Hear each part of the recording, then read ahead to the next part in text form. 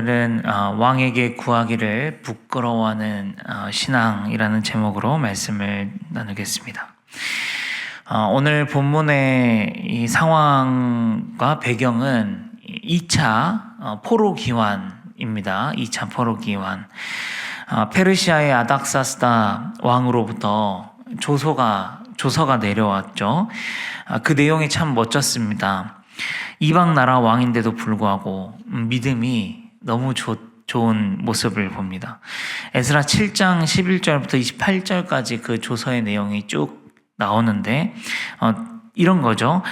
하나님의 율법에 능통한 학자 에스라를 필두로 이번 기회에 너희 고향 예루살렘으로 갈 사람들은 누구나 다 일어나서 가거라. 하나님의 율법을 아는 자들을 데려가서 그들을 법관으로 삼고 재판관으로 세워서 너희 나라를 더 튼튼히 다스리거라. 또 필요한 금과 은과 성전에 쓰일 필요한 것들이 있다면 우리 궁중 창고에서 가져다가 빼가고 제사 드릴 소와 양도 우리가 준 돈으로 사거라. 후하죠. 엄청 후하죠. 그러면서 이런 이야기를 해요. 그렇게 하되 하나님의 명령하신 것은 절대로 지켜 행하라. 그렇게 이야기합니다. 누가 지금 이스라엘 사람이고 누가 이방 사람인지 모르겠어요. 네, 그렇게 2차 포로 기환이 결정된 겁니다. 그래서 지금 아하와 강이라고 하는 곳에 지금 이렇게 에스라와 갈 사람들이 다 모여서 출발을 하려고 있는 거죠. 그리고 오늘 본문의 내용은 뭐냐면 간단합니다. 모여서 출발하기 전에 에스라가 온 백성들에게 금식을 선포하고 기도하죠. 뭐라고 기도하냐면 가는 길을 안전하게 지켜달라고 기도합니다. 자, 그리고 중요하게 가져가야 될 물품들이 있죠. 은과 금과 그릇들, 하나님의 성전에서 사용해야 할 것들입니다. 이것들은 거룩하기 때문에 아무나 가져갈 수가 없어서 제사장들을 세워요. 우두머리 제사장들을 12명을 세워서 그들에게 이것들을 맡기면서 너희들 이거 예루살렘에 도착할 때까지 반드시 잘 지켜라. 이렇게 하죠. 그렇게 해서 출발해가지고요. 약 4개월이 걸립니다. 예루살렘까지 4개월을 걸어가는 거죠. 가는 도중에 대적들과 매복자들을 만나지만 하나님의 도우심으로 무사히 예루살렘으로 도착합니다. 그래서 이제 드릴 것들을 다 넘겨드리고 그 다음에 하나님께 제사를 드림으로 오늘 본문이 마쳐집니다. 오늘 여기에서 이제 묵상되었던 부분을 하나만 같이 생각하며 나눠보기를 소망합니다. 뭐냐면 하나님께 구하여 놓고 세상 힘에 의지하는 것은 부끄러운 일이라는 것이죠. 오늘 말씀 21절, 23절을 같이 읽겠습니다. 시작. 그때에 내가 아하와 강가에서 금식을 선포하고 우리 하나님 앞에서 스스로 겸비하여 우리와 우리 어린아이와 모든 소유를 위하여 평탄한 길을 그에게 간구하였으니 이는 우리가 전에 왕에게 아뢰기를 우리 하나님의 손은 자기를 찾는 모든 자에게 선을 베푸시고 자기를 배반하는 모든 자에게는 권능과 진노를 내리신다 하였으므로 길에서 적군을 막고 우리를 도울 보병과 마병을 왕에게 구하기를 부끄러워하였습니다. 이런 거죠. 이미 페르시아 왕에게 우리 하나님이 어떤 분이신가에 대해서 막 자랑을 해놓은 거죠. 우리 하나님은 선조 때부터 자기를 찾는 모든 자들에게 선을 베푸시는 주님이십니다. 우리 하나님은 말씀을 잘 지켜 행하는 자들에게 늘 복을 주시었습니다. 형통하게 하셨습니다. 우리 하나님은 자기를 찾는 자들을 절대로 실망시키지 않으시는 분입니다. 우리 하나님은 자기 백성을 인도하시는 분이고 지키시는 분이고 말과 마병이 되시며 우리의 피할 바위가 되시는 분입니다. 이렇게 멋있게 하나님에 대해서 말을 해놨는데 막상 가려니까 무섭다고 우리 가는 길이 좀 무서운데 군사 좀 내주십시오 라고 하는 것이 부끄러웠다라는 거죠. 여러분, 이 부분은 우리가 정말 실제로 우리 신앙에 있어서 꼭 깊이 생각해 봐야 하는 부분입니다. 여러분, 우리는 하나님을 무엇이라고 고백합니까? 성경은 또 하나님을 어떻게 소개합니까? 전능하신 하나님, 창조주 하나님, 스스로 계신 하나님, 유일하신 하나님, 참되신 하나님, 인도하신 하나님, 지키시는 하나님, 입히시는 하나님, 먹이시는 하나님, 채우시는 하나님, 치유하시는 하나님, 미리 예비하시는 하나님, 좋으신 하나님, 완전하신 하나님, 역사하시는 하나님, 구원의 하나님. 너무 많아요. 네. 너무 많아가지고 다 담지 못할 정도로 우리는 그렇게 믿고 지금 고백하면서 살잖아요. 여러분, 그런데 정말 우리가 고백한 대로 정말 그렇게 살고 있는가? 정말 이 하나님을 내 삶에서 실제로 경험하면서 살고 있는가?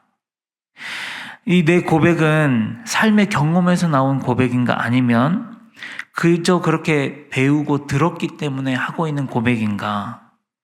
이 부분은 정말 우리가 깊이 우리 삶을 한번 들여다보면서 생각해 봐야 하는 문제입니다. 실제로 많은 신앙인들이 교회는 다니고 신앙생활은 하고 있지만 하나님을 경험하지 못하고 살아가는 경우가 많이 있는 것 같습니다. 왜 그럴까요? 저는 요즘 우리의 형편이 너무 괜찮기 때문이 아닐까, 그런 생각이 듭니다. 먹고 사는데 큰 어려움이 없고, 입고 쓰는데 큰 어려움이 없고, 따뜻하게 자고 시원하게 잘 수 있는 집이 있고, 편리한 차가 있고, 굳이 우리가 하나님께 구하지 않아도 요즘은 대부분의 문제를 내가 가진 힘으로 해결할 수 있기 때문이 아닐까 합니다. 여러분, 그래서 저는 구약을 다시 보게 되었는데 특히 출애굽을 좀 다시 보게 되었습니다. 하나님께서 이스라엘 백성들을 출애굽시키신 이유가 와 밀접한 관련이 있습니다. 여러분, 애굽은 어떤 나라냐면 강대국이었죠. 번성한 도시였고요, 문명 도시였고요, 풍족한 도시였습니다. 노역은 조금 심했지만, 그래서 몸은 좀 힘들었지만 애굽에는 매일 먹을 수 있는 고기가 있었고요, 편히 잘 수 있는 집이 있었습니다. 큰 시장들이 있었고 먹거리들과 상점들이 즐비한 곳이었습니다. 물도 나일강이 있어서 풍부한 곳이었습니다. 내가 노역하는 것만 참으면 생육하고 번성하며 살기 아주 좋은 도시가 애굽이었습니다. 그러나 하나님께서는 이 이스라엘 백성들을 아무것도 없는 광야로 이끌어내신 거죠. 여러분, 이 광야는 그냥 아무것도 없는 곳이 아니라 어떤 곳이냐면 애굽에 있는 것들이 없는 곳이 광야입니다. 애굽에 있던 고기가 없는 곳이에요. 광야이고요. 애굽에 흐르던 나일강이 흐르지 않는 곳이 광야이고요. 그래서 마실 물이 없는 곳이 광야입니다. 애굽에서의 편안한 잠자리가 없는 곳이 광야입니다. 애굽에 있었던 수많은 먹거리들과 상점들이 없는 곳이 바로 광야입니다. 이 애굽에서의 편안함과 안락함이 없는 곳이 바로 광야입니다. 하나님께서 이스라엘 백성들을 그곳으로 인도하신 거죠. 그리고 그곳에서 무려 40년을 살게 하셨습니다. 그리고 그 40년의 광야 생활을 마칠 때 모세를 통해 하나님께서 이렇게 이야기를 하십니다. 내 하나님 여호와께서 이 40년 동안에 내게 광야길을 걷게 하신 것을 기억해라. 너를 낮추시며 너를 줄이게 하시며 또 너도 알지 못하며 내 조상들도 알지 못하던 만나를 내게 먹이신 것은 사람이 떡으로만 사는 것이 아니요 여호와의 입에서 나오는 모든 말씀으로 사는 줄을 내가 알게 하려 하심이라. 그럽니다. 내 하나님 여호와께서 이 40년 동안에 너에게 광야길을 걷게 하신 것을 기억해라. 이유가 있었다는 거죠. 낮추시며 줄이게 하시며 오직 하나님만이 내려주실 수 있는 만나를 먹게 하신 이유가 있었다는 것이죠.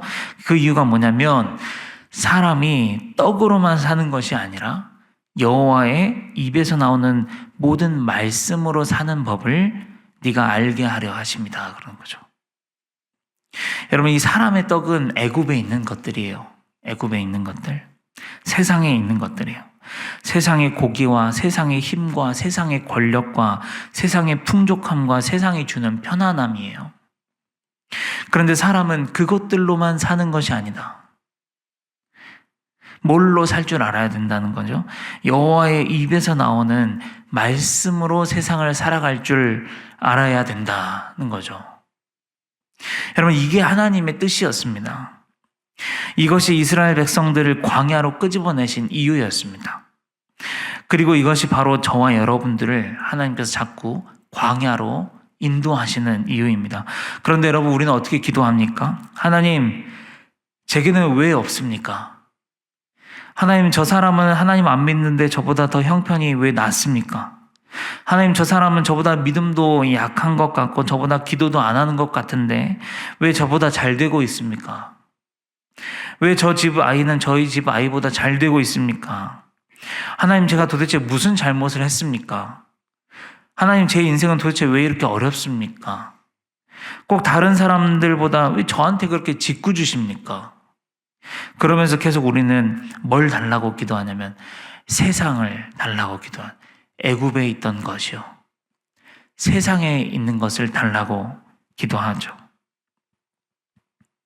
하나님은 우리에게 이 애굽의 것을 끊고 세상의 것을 끊고 말고 말씀으로 사는 법을 가르치려고 하는데 우리는 계속 그래서 광야로 우리를 보내시는데 우리는 계속 광야에서 세상의 것을 달라고, 애굽의 것을 달라고 우리 기도하고 있는 것이죠. 이 하나님과 우리의 이 빈도가 안 맞죠.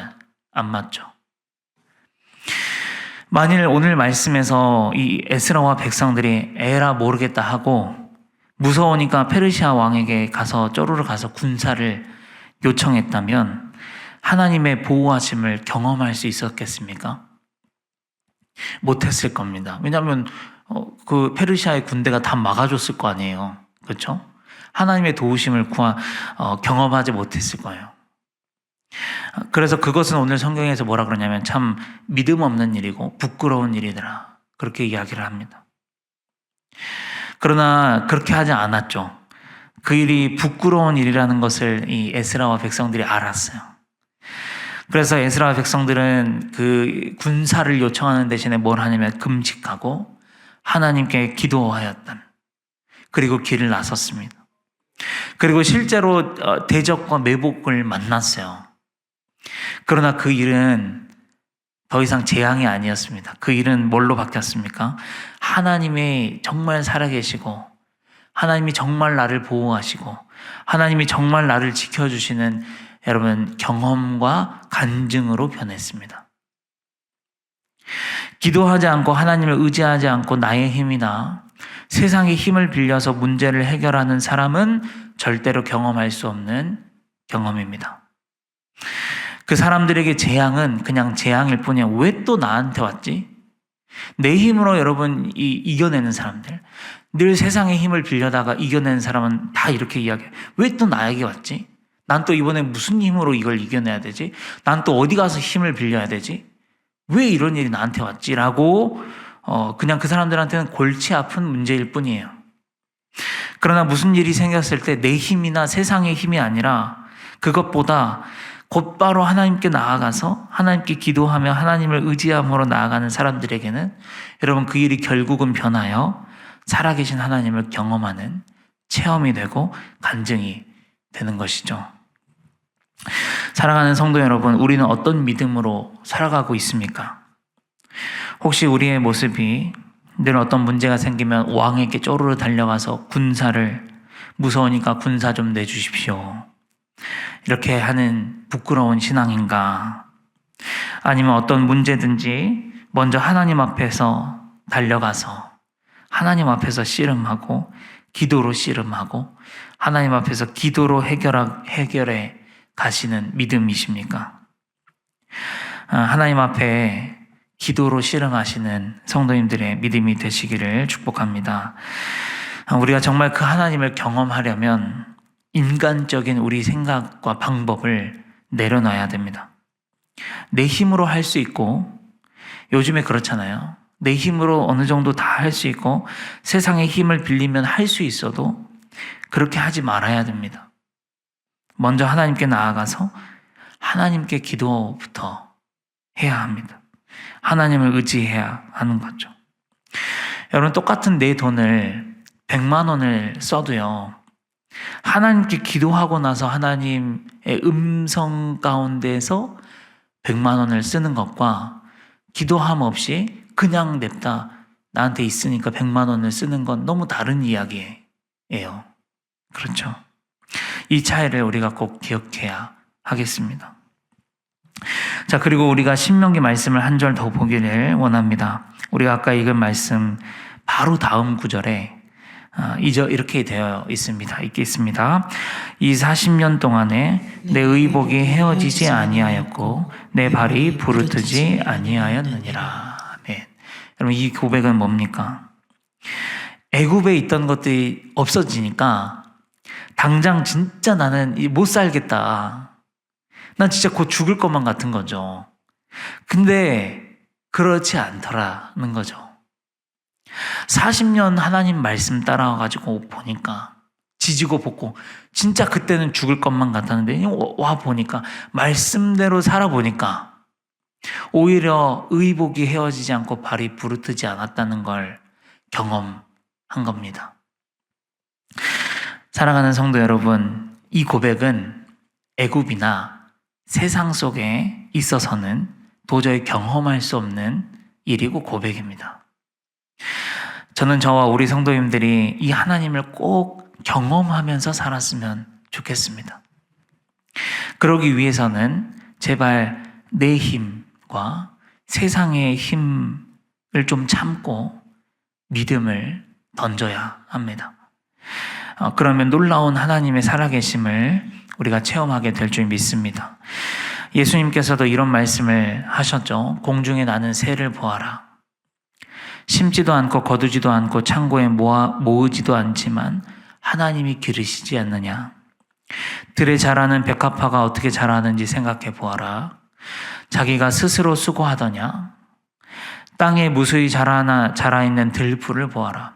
오늘 있다 내일 아궁이에 던져지는 들풀도 하나님이 이렇게 입히시거든.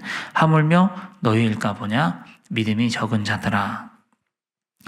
그러므로 염려하여 이르기를 무엇을 먹을까 무엇을 마실까 무엇을 입을까 하지 말라. 이는 다 이방인들이 구하는 것이다. 너희 하늘 아버지께서 이 모든 것이 너희에게 있어야 할 줄을 아시느니라. 그런즉 너희는 먼저 그의 나라와 그의 의를 구하라. 그리하면 이 모든 것을 너희에게 더하시리라. 여러분, 저는 그런즉 너희는 먼저 그의 나라와 의를 구하라 라는 말이 이제 이렇게 들리기 시작했어요. 뭐냐면 너희의 문제 가운데, 결핍 가운데 하나님의 살아계심을 구하라는 것입니다. 하나님이 정말 나를 입히시고 먹이시고 기르시고 인도하시고 채우시는 하나님이십니까? 그렇다면 하나님, 그 하나님을 경험하기를 원합니다. 정말 사람이 떡으로만 살지 않고 말씀으로 살 때 정말 의복이 헤어지지 않고 발이 부르트지 않는 것을 경험하게 하신 하나님입니까? 경험하기를 원합니다. 여러분, 이것을 구하는 거죠. 뭔가 단지 문제 해결만 구하는 게 아니라 그 문제 속에서 일하신 하나님을, 그 역사하신 하나님을 구하는 게 하나님의 나라와 의를 구하는 것 같습니다.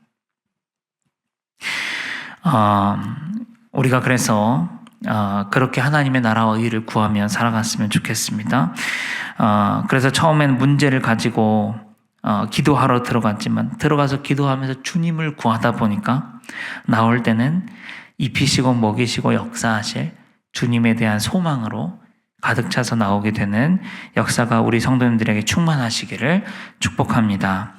이것이 바로 세상에서 나아가지 않고 나아가는 것을 부끄러워하는 신앙, 세상에서 구하는 것을 부끄러워하는 신앙입니다.